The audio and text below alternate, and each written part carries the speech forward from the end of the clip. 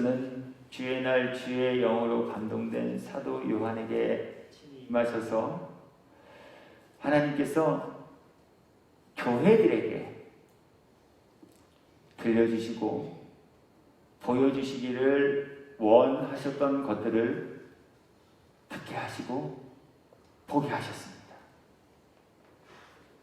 계시록 1장 9절 이후의 말씀입니다. 나 요한은 너희 형제요 예수의 환난과 나라의 참음에 동참하는 자라 하나님의 말씀과 예수를 증언함으로 말미암아 반모라는 성에 있었더니 주의 날에 내가 성령에 감동되어 내 뒤에서 나는 나팔 소리 같은 큰 음성을 들으니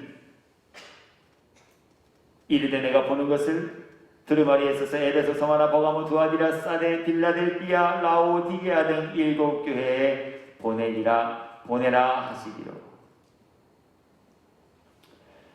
교회들에게 주님이 무엇을 들려주시기 위해서, 교회들에게 주님이 무엇을 말씀해 주시기 위해서, 교회들에게 주님이 무엇을 보여주시고 싶으셔서 사도 요한을 선택하시고 그에게 특별한 은사와 사명과 소명을 주시기를 내가 먼저 너한테 이거 듣고 보여주게 할게. 대신 너가 듣고 나를 통해 보게 된 모든 것을 다 기록해서 에베소, 서마나, 두아디라, 사데, 필라델피아, 라오디게아, 버가모에 편지해. 이렇게 말씀하셨다는 거예요. 그래서 기록된 책이 바로 요한계시록입니다. 그런데 우리가 요한계시록을 살피면서 한 가지 요한계시록을 통해 우리들에게 주시는 교훈 앞에 삼가 잘 분별하며 깨달으셔야 할 것이 있는데 그것은 바로 하나님께서 이 땅에 언제 어디에 어떤 재앙들을 내리실까? 라고 하는 부분보다 하나님께서는 이 예고의 말씀을 통해 우리가 어떤 교훈 얻기를 원하실까라고 하는 부분에 더 많은 관심을 가져야 한다라고 하는 거예요. 일시와 방법은 주님이 주님의 손에 붙여놓으셨어요. 그건 주님의 거예요. 그냥 주님은 우리들에게 예표와 상징만 말씀해 주셨어요. 또 하나, 주님의 계시록의 말씀을 살피는 우리 모두가 잊지 않고 기억해야 할 중요한 원리와 원론으로 제시하신 것이 있는데 그것은 바로 이 모든 말씀들이 교회 안에 있는 이들에게 주신 내용들이다라고 하는 거예요. 에베소 교회에 편지할 때도 수신자를 분명히 주님은 언급하십니다. 에베소 교회 사자에게 편지하라. 사자, 메신저로 표기되어지는 단어인데요. 하나님의 말씀을 대언하는 자라는 뜻을 가지고 있기도 하고요. 하나님의 말씀을 에베소 교회에 모여 함께 나누는 이들을 통칭하는 말이 되기도 해요. 교회에 목사를 불문하고 온 교인 성도들에게 주님 말씀하고 계시다는 거예요. 목사니까 예외. 이렇게 주님은 말씀 앞에 예외자들을 두지 아니하시고 목사도 성도도 장로님도 권사님도 집사님도 온 교인도 모두 말씀을 들어야 할 그리고 말씀을 적용받아야 할 대상자들로 포함시켜 놓고 있으시다는 거예요. 서마나 교회 마찬가지였어요. 서마나 교회 사자에게 편지하라. 오늘 버가모 교회에게 편지한 내용을 우리가 함께 살필 것인데요. 버가모 교회에게도 동일하게 주님은 수신자를 분명하게 짚으시며 말씀하고 계셔요. 본문 읽어드립니다. 계시록 2장 12절입니다. 버가모 교회의 사자에게 편지하라. 그렇기에 계시록을 나누면서 우리가 계시록에 담긴 교훈의 내용을 함께 살펴가는 동안 항상 기억하셔야 할 것, 그리고 항상 적용해야 할 영적 원리는 바로 주님께서 우리들에게 들려주고 보여주고 싶으셨던 것이 과연 무엇일까? 라고 하는 것을 깨닫는 것. 그리고 이 깨달음은 교회 안에 속한 목사를 포함한 온 지체들에게 동일하게 주시는 내용이라는 것. 우리 이 두 가지의 것을, 계시록의 말씀을 몇 년 동안 이제 우리가 살피게 될 텐데, 이 시간 동안 계속 잊지 않고 기억하며 가져가야 할 중요한 것이다 하는 것을 먼저 서론에서 말씀드리고, 이제 버가모 교회에게 주신 말씀으로 오늘 저와 여러분 모두에게 주시는 교훈 함께 살피면서 은혜의 시간 나누려고 합니다. 먼저 하나님께서는 오늘 버가모 교회에게 주신 말씀을 통해 크게 두 가지 내용을 그들에게 들려주시는데요. 첫 번째는 그들을 칭찬하고 계신 내용, 두 번째는 그들을 책망하고 있는 내용입니다. 말씀 읽어드립니다. 버가모 교회 사자에게 편지하라. 좌우에 날선 검을 가지신 이가 이르시되 네가 어디에 사는지를 내가 아노니 거기는 사탄의 권자가 있는 데라. 네가 내 이름을 굳게 잡아서 내 충성된 증인 안디바가 너희 가운데 곧 사탄이 사는 곳에서 죽임을 당할 때에도 나를 믿는 믿음을 저버리지 아니하였도다. 아멘. 말씀에 소망이 있습니다. 말씀에 기쁨이 있어요. 어떤 소망과 어떤 기쁨이냐면요, 오늘 버가모 교회가 있었던 그곳은요, 사탄의 권자가 있는 곳이래요. 이 사탄의 권자라면 사탄의 본부를 말하는 거예요. 성도의 영혼을 좀먹고 망가뜨리며 훼손시키고 구원받지 못하도록 방해하는 일하는 이 사탄의 본부가 있는 곳에 버가모 교회가 설립되어 버가모 교회가 그 모습을 가지고 있었다라고 하는 거예요. 얼마나 많은 유혹이 있었겠어요. 사탄의 지사도 아니고 사탄의 본부가 있는 곳에 차려진 교회. 얼마나 사탄이 이 교회를 무너뜨리기 위해 많은 공격을 했겠는가 감히 상상해 볼 수 있어요. 그런데 우리를 용기 품게 하고 우리에게 소망을 주는 내용이 바로 이 사탄의 본부가 있었던 곳에 차려진 버가모 교회에게 주신 주님의 칭찬 안에 담겨 있어요. 거기는 사탄의 본자가 있는 곳이다. 그러나 내가 내 이름을 굳게 붙잡아서, 성경에서 특히 계시록에서는 이 굳게 붙잡으라 라고 하는 표현이 한 6번 정도 소개되는데요. 여기서 굳게란 누가 무엇을 하여도 빼앗기지 않을 만큼 꽉 쥐고 있는 상태. 이게 바로 굳게예요. 아이들한테 사탕 주고 그거 뺏어보셨어요? 집에 가서 오늘 꼭 해보세요. 그럼 굳게 붙잡는다는 게 뭔지 조금 느끼실 거예요.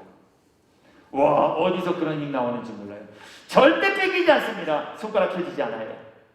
그게 굳게예요. 예수의 이름을 빼앗기지 않기 위해 그처럼 굳게 붙잡았다는 거예요. 어디에서요? 사탄의 본자가 있는 곳에 차려진 버가모 교회 교인들이요. 얼마나 멋있어요. 믿음으로 보자면 너무나 멋진 모습 아닙니까? 너무나 위대한 신앙 모습들 아닌가요? 근데 더 놀라운 이야기가 주님의 입을 통해 오늘 버가모 교회를 칭찬하는 내용으로 전달됩니다.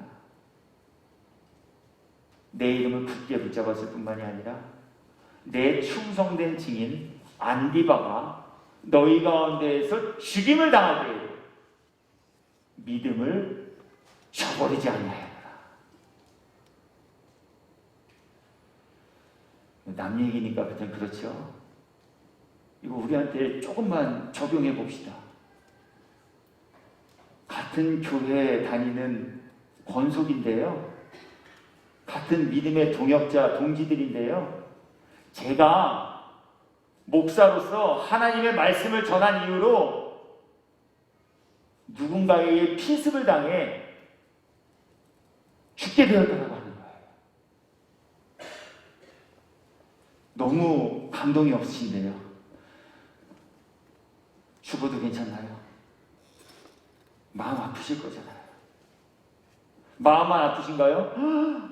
어떻게 저 예수 믿다가 저렇게 목사가 죽임당했는데 혹시 나도 예수 믿는데 목사처럼 해받는 거 아니야? 죽임당하는 거 아니야? 이러한 걱정이 생겨질 게 분명해요. 그런데 오늘 버가모 교회는요, 내 충성된 증인 안디바 목사님이 그곳에서 주님의 말씀을 대언하는 그 증인의 사명을 감당하다가 순교당하였어도 그것 때문에 성도들이 동요하지 않았다는 거예요. 그것 때문에 교회가 깨지지 않았다라고 하는 거예요. 그것 때문에 믿음으로부터 파손하는 일들이 발생하지 않았다라는 거예요. 믿음을 지켰다라고 하는 거예요.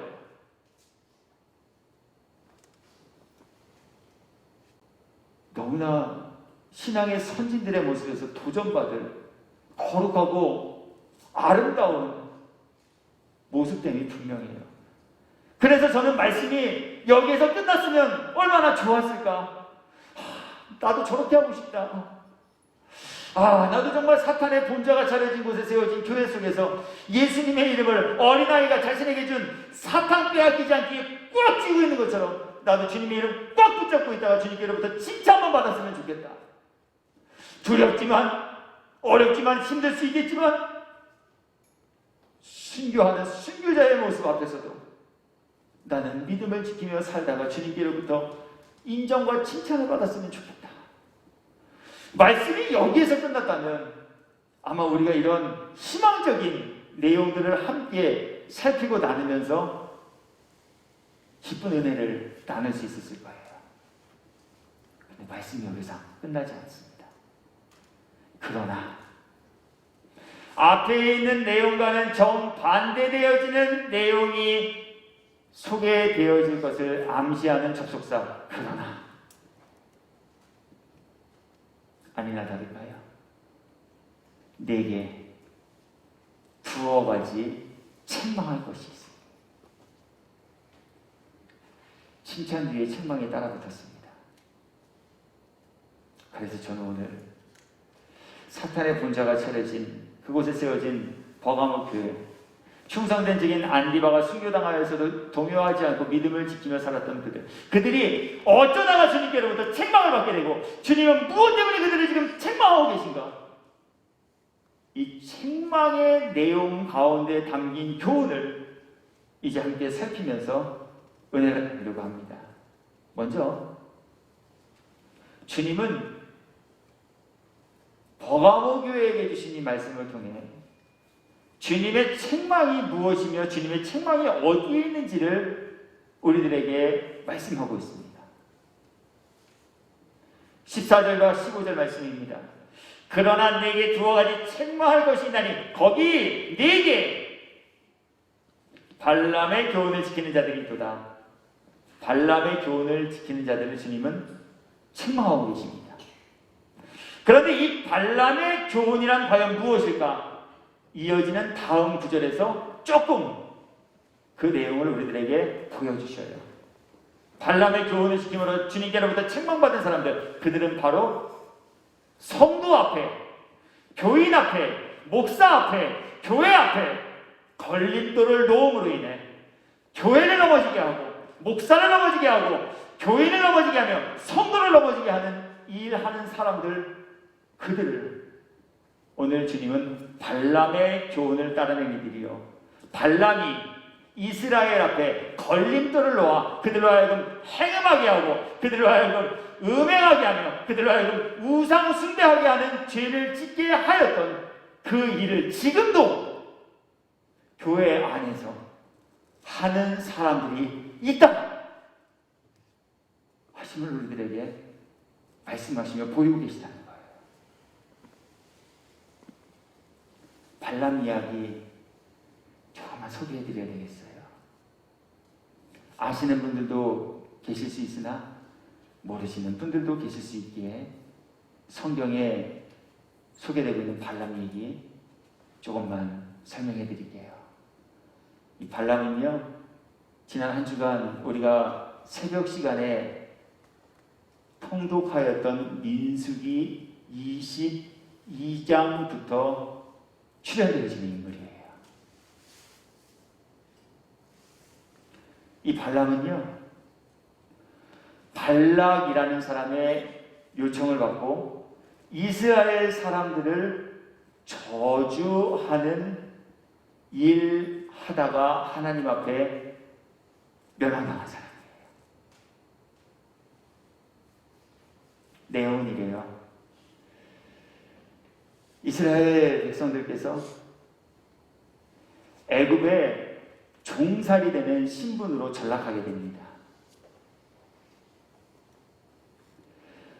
수없이 많은 고통과 고난 속에 이들이 은혜를 베풀어 주실 하나님을 찾게 되었고, 하나님께서 그 택한 백성의 부르짖음을 듣고 모세를 통해 이스라엘 백성들을 애굽으로부터 구출해 주십니다. 이것이 출애굽이에요. 하나님의 구원해 주심의 은혜를 입고 이들은 애굽에서 종살이의 신분을 다 벗어버리고 자유인이 되어 하나님께서 그들을 위해 약속하시고 예비하신 젖과 꿀이 흐르는 가나안이라는 곳을 향해 나아가게 됩니다. 곧바로 갔으면 얼마나 좋겠어요. 그런데 곧바로 가지 못합니다. 불평, 불만, 반역, 원망, 시기, 질투, 애굽을 그리워하는 마음, 불순종, 그리고 가나안을 정탐하고 온 사람들의 부정, 이러한 이유들로 인해서 이스라엘 사람들은 애굽에서 가나안까지 곧장 가지 않고요, 하나님의 진노 아래 애굽에서 40년이라는 시간을 방황하게 됩니다. 지리학자들은 말하기를 60만 대군이 걸어가도 몇 달 안에 도달할 수 있는 곳이 바로 애굽에서 가나안까지 거리라고 이야기합니다. 이 몇 달 안에 갈 수 있는 거리를 하나님께 범죄함으로 인해 그들은 40년이라는 시간이 지나서야 그곳에 도달하게 되었다는 거예요. 이 40년 동안 이분들이 광야 곳곳을 다 유리하시는데 때마침 모압이라고 하는 나라 맞은편에 이들이 도달하게 됩니다. 장정만 60만이에요. 여기에 장정인이 결혼했을 것 아니에요? 아내가 있다라고 가정한다면 120만. 거기에 그때는 다자녀를 두는 것이 평상화되었으니 한 집에 자녀가 셋 있다고만 가정해도 계산할 수도 없을 만큼 수없이 많은 무리가 광야를 행진하고 있었고, 모압이라는 나라 맞은편 자리에 도달하여 그곳에 진을 치고 정박하게 되었다는 거예요. 모압이라는 나라가 얼마나 두려웠겠어요.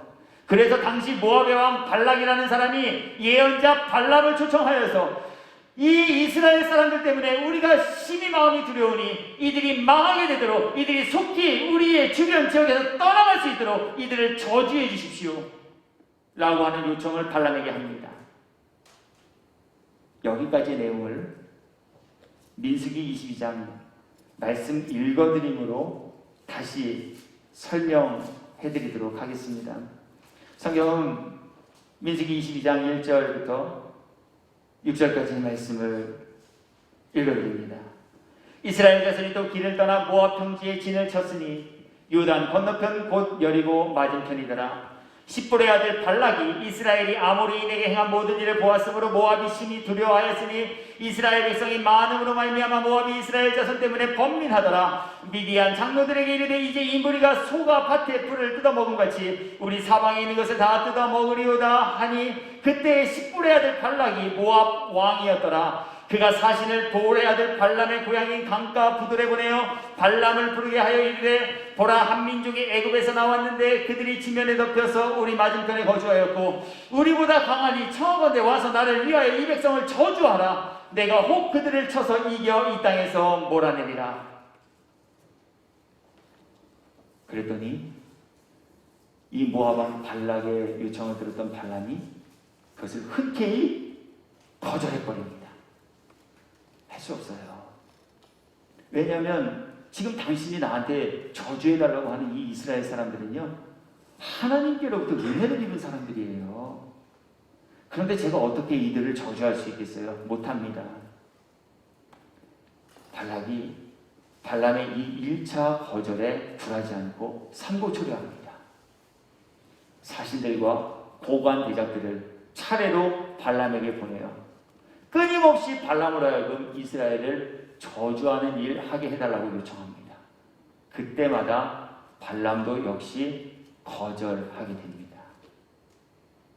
그런데요, 마지막 발락의 끊임없는 이 요구와 요청에 불의한 삭시 더해지게 됩니다. 당신이 이스라엘 사람을 저주해주기만 하면 내가 모압 땅에서 나는 가장 귀한 것으로 당신에게 보답하겠습니다. 결국 발락이 끊임없이 요청하고 요구한 이스라엘을 저주해달라는 이 죄된 일에 가담하게 됩니다. 그리고 이스라엘 사람들로 하여금 하나님의 법도를 떠나 하나님께서 가장 싫어하시는 우상의 제물을 먹고 이방 여인들과 음행하는, 성적으로 문란해지게 하는 이러한 죄 지을 수 있는 묘수를 발락에게 가르쳐 주므로 이스라엘로 하여금 하나님께 범죄하게 하고 이스라엘로 하여금 하나님께 책망과 진노와 멸망당하는 그 일을 하는 배후 조종자가 되어지고 납니다.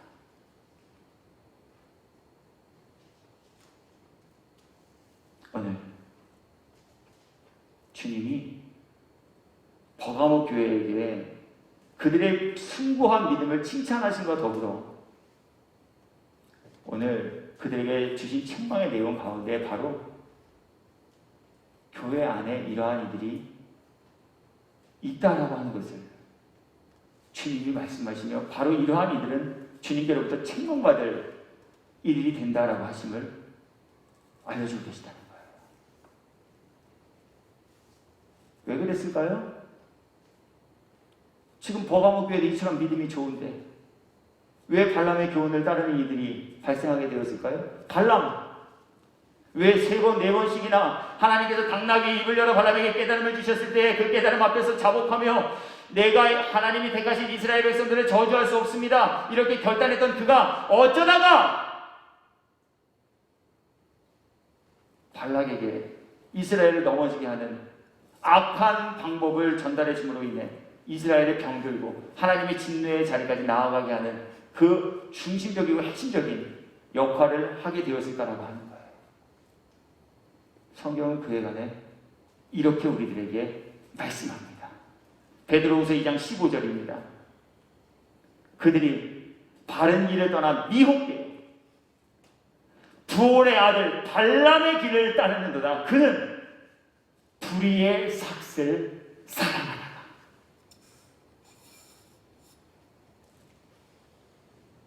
처음엔 믿음이 있었어요. 처음엔 신실했어요. 처음엔 견고했습니다. 발락의 요청에도 거절할 줄 알았어요. 삼고초려하였음에도 불구하고 그것을 거부해낼 수 있었어요. 그런데 발락이 제시한 이 불의의 삭세, 그만 발람의 마음이 무장해제되기 시작합니다. 살아계신 여호와 하나님께서 당신에게 주신 사명과 직임과 소명을 잘 지켜내는 일보다 당장 눈앞에 보이는 현실적인 이익 앞에 마음이 흔들려지기 시작했다는 거예요. 사탄의 본자가 있는 곳에 찾아진 그 교회 안에서 아이가 자신의 사탕을 빼앗기지 않기 위해 그것을 꽉 잡고 있는 것처럼 주님의 이름을 꽉 붙잡으며 지냈으나 현실에서 나의 마음을 흔들기에 충분한 불의의 삭시라는 유혹의 덩어리가 내 앞에 놓여지자 그만 마음이 동요되기 시작했다는 거예요. 중성된 종 안디바가 순교를 당하였을 때에도 그 모습을 지켜보면서 나는 믿음을 지키겠노라 결단하였으나 발락이 던져준 삼고초려와 그 안에 담겨진 불의의 삭시, 숭고하고 순수한 나의 믿음을 파괴하는 이유가 되어져 버리고 말았다라고 하는 거예요. 더욱 놀라운 것은, 더욱 우리의 마음을 두렵게 하는 것은 이처럼 타인들의 믿음을 저버리게 하고 타인들의 신앙을 의의 길에서 불의의 길로 이끌어가는 일 하는 그 사람들이 바로 교회 안에 있었다라고 하는 거예요.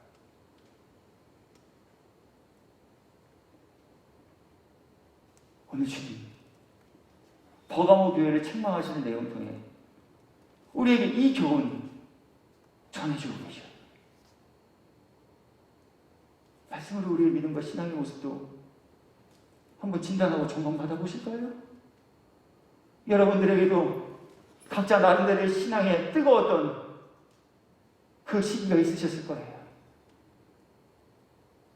저도 지난주에 어떤 교회 장로님이랑 전화통화하는 중 그분이 제게 그렇게 말씀하시더라고요.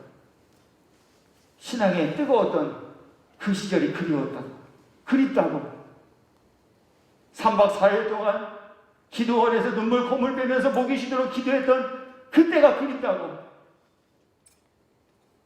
당장 손에 쥔 것은 없고 먹고 살기도 각박하였으나 교회 가는 것이 즐거웠고 교회에 갔다 오기만 하면 마음이 기뻤던 그날 그 시절을 자신을 회상하며 그리워하고 있더라고.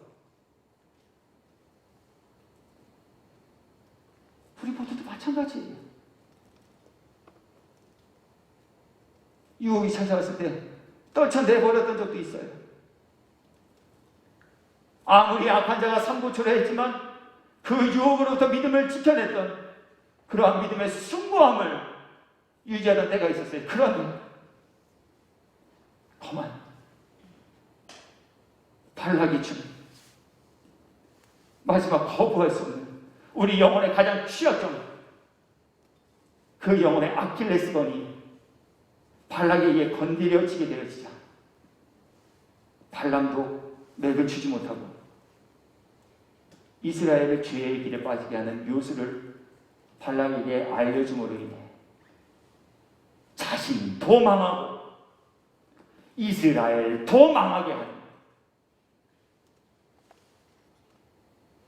신앙 역사에 가장 비극적인 인생을 산 사람이 되어서 버리고 말았다고 합니다.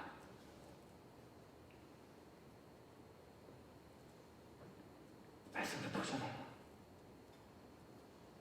우리들은 어떤가요? 그래서 주님은 이미 에베소 교회에게 말씀하셨어요. 처음 사랑을 잃은 이들이요, 처음 사랑을 되찾으세요. 어디에서 떨어졌는지를 생각하고 회개하여 처음 사랑 가지라 주님 말씀하시며 명령하셨어요. 오늘 주님은 버가모 교회에게 주신 이 책망을 통해 그렇게 교회 안에서 처음 사랑을 잃어버린 이들, 처음 사랑을 잃어버림으로 인해 자신의 영혼도 병들고 처음 사랑을 잃어버림으로 인해 타인의 영혼까지 병들게 하는 타인의 영혼 앞에 걸림돌을 내려놓는 이들, 그들을 지금 주님은 책망하고 계시다라고 하는 거예요.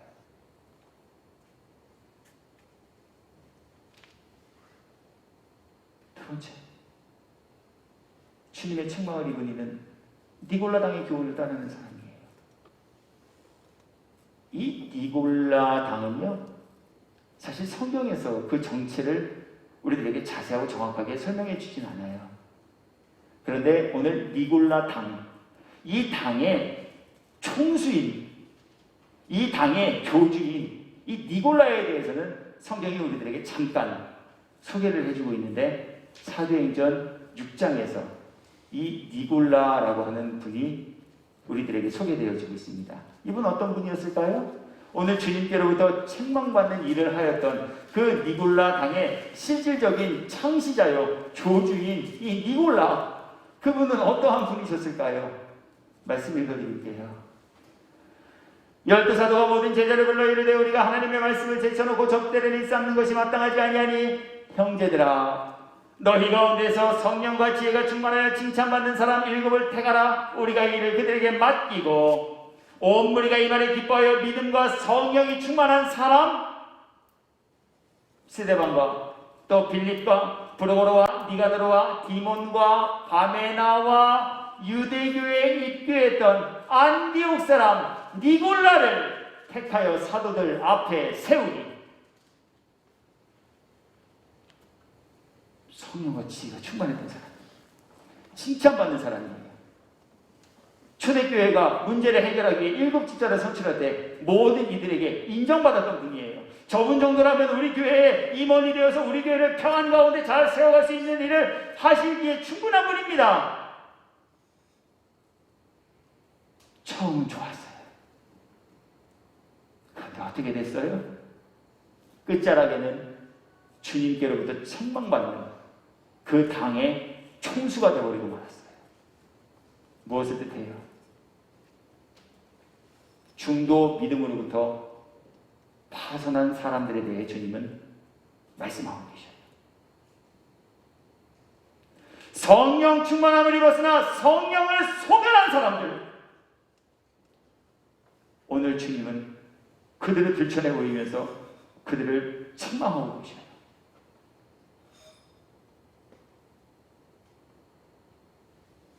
처음에는 성령 충만하고 칭찬받는 사람이어서 교회를 세워가는 일 앞에 쓰임받았으나 후일에는 거짓 교리를 통해 자신뿐 아니라 타인의 영혼을 병들고 망가지게 하는 영적 걸림돌이 되어진 사람, 그분이 바로 니골라셨어요.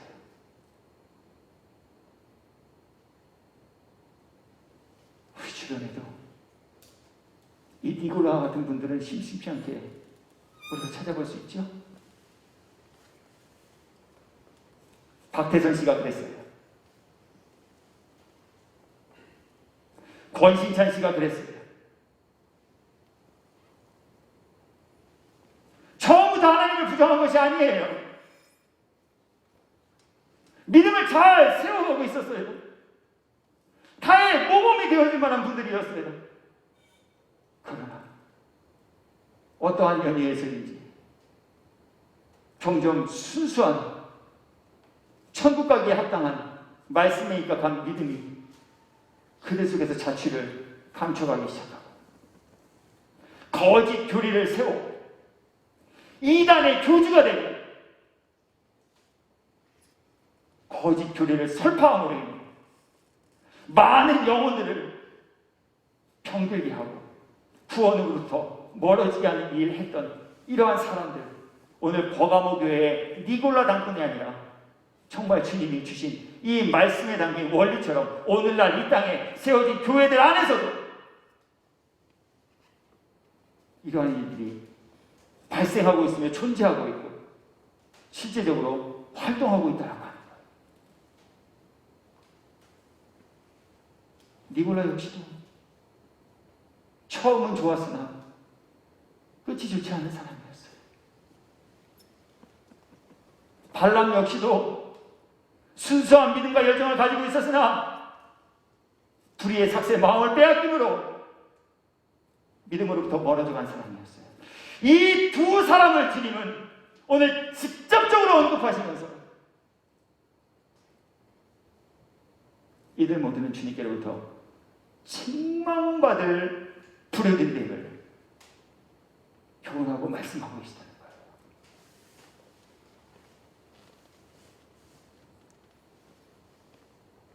전 이제 말씀을 정리하려고 해요. 그렇다면 주님이 이 책망받은 처음에는 좋았으나 끝이 좋지 않은 사람, 이들의 모습과 이야기를 우리들에게 주고 계신 이유는 과연 어디에 있겠는가라고 하는 거예요. 그 이유는 다른 데 없죠. 우리 모두도 이들을 믿음의 본보기로 삼아 처음 좋다가 끝이 좋지 않은 이들이 아닌 처음도 중간도 끝도 좋은 이들이 되라 하시는 것을 우리들에게 교훈받게 하시기에 주님, 이것 우리들에게 말씀하고 계신 것 분명해요. 또 하나, 그러므로 처음, 중간, 끝이 동일하게 주 안에서 칭찬받는 좋은 사람이 되기 위하여 주님은 우리들에게 정신을 차려 깨어 기도하고 하나님의 말씀으로 무장하라 명령하고 계셔요. 정신 차리고 깨어 기도하셔야 돼요. 새벽 기도에 교인 한 사람이 더 오기를 바라여서 새벽 기도를 열고 새벽에 예배를 드리고 있습니다라고 광고하는 것이 아닙니다. 정신을 차리고 하루의 처음 시간을 어렵고 힘들지만 잠자던 육신을 깨워 예배당에 나와 하나님의 은혜를 구하는 깨어 기도하는 이들이 되기를 바라서 광고하는 거예요. 정신 차리고 깨어 기도하지 않으면 주님이 발람을 깨닫게 하시기 위해 보내셨던 그 은혜 중 당나귀 입을 열어 말하게 하셔도 깨닫지 못하는 우매한 자가 태워져 버릴 수밖에 없기 때문에 그래요. 자신의 입을 주장하여서 이스라엘 사람들을 저주하지 못하도록 혓바닥을 만져주시는 그 주님의 만지심과 위대한 섭리와 역사를 정신을 차리고 깨어 기도하지 않으면 깨달을 수 없기 때문에 그래요.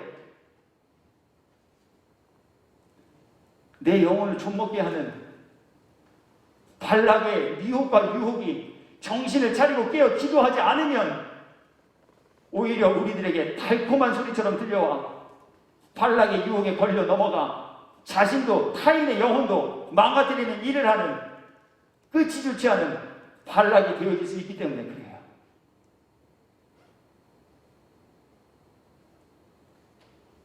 또 하나,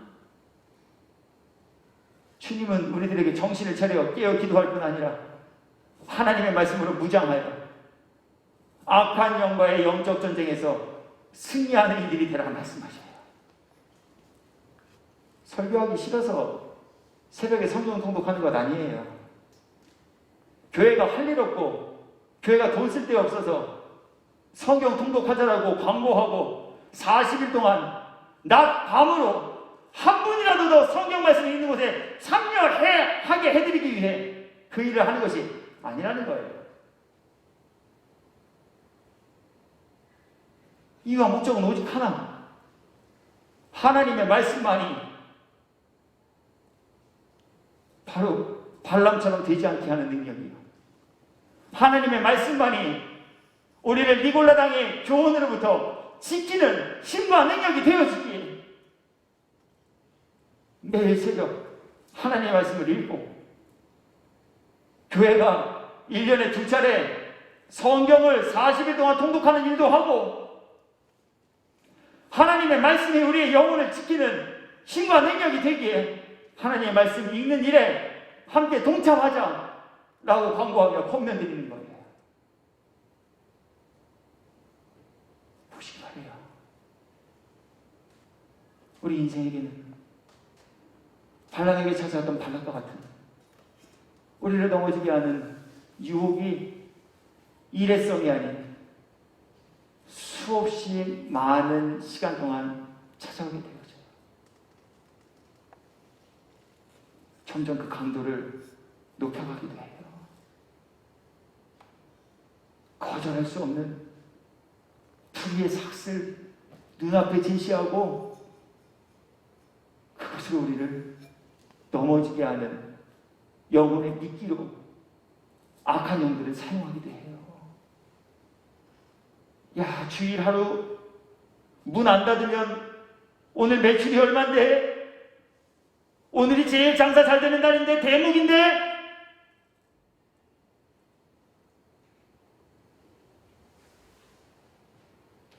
거절할 수 없는 유혹의 거래들을 우리 애들 앞에 던져 놓을 때 우리는 무엇으로부터 어떻게 믿음을 지켜낼 수 있겠는가라고 하는 거예요. 주님은 다른 것을 우리들에게 말씀하시고 계시지 않아요. 주님의 말씀만이 이러한 유혹으로부터 승리케 하는 능력이다 말씀하십니다. 마태복음 4장 1절 이후부터 해당되어지는 구절의 내용만 읽어드리도록 하겠습니다. 그때 예수께서 성령에 이끌려 마귀에게 시험을 받으러 광야로 가사 40일을 밤낮으로 금식하신 후에 줄이시니라. 시험하는 자가 예수께 나와서 이르되 내가 만일 하나님의 아들이거든 명하여 이 돌들로 떡덩이가 되게 하라. 예수께서 대답하여 이르시되 기록되었으되 사람이 떡으로만 살 것이 아니요 하나님의 입으로부터 나오는 말씀으로 살 것이라 하였느니라 하시니. 굶주린 예수님, 그분 앞에 시험하는 자가 와서 가장 인생의 기본 욕구, 줄인 배를 채울 수 있는 의식주의 문제를 가지고 시험의 거리로 던졌어요. 무엇을 이기셨나요? 하나님의 말씀으로 시험하는 자를 물리치셨다 하십니다. 또 다른 인생에 거절할 수 없는 그 욕구와 욕망이라는 미끼를 가지고 시험하는 자는 또 찾아옵니다.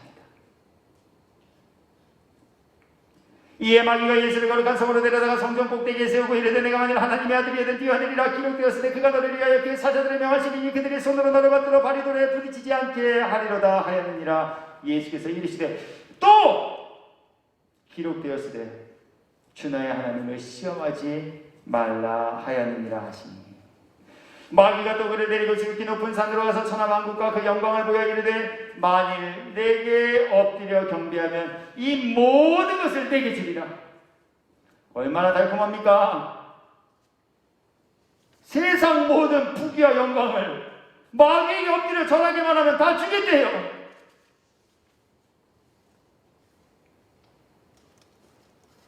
주님 말씀하십니다. 예수께서 말씀하시되 사탄아 물러가라. 기록되었을 때 주 너의 하나님께 경배하고 다만 그를 섬기라 하였느니라. 이에 마귀는 예수를 떠나고.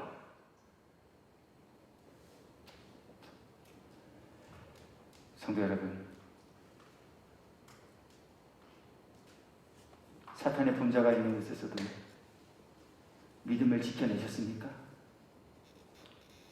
충성된 증인 안디바가 복음 전하는 이유로 순교를 당할 때에도 요동하지 않고 믿음을 지켜내셨습니까?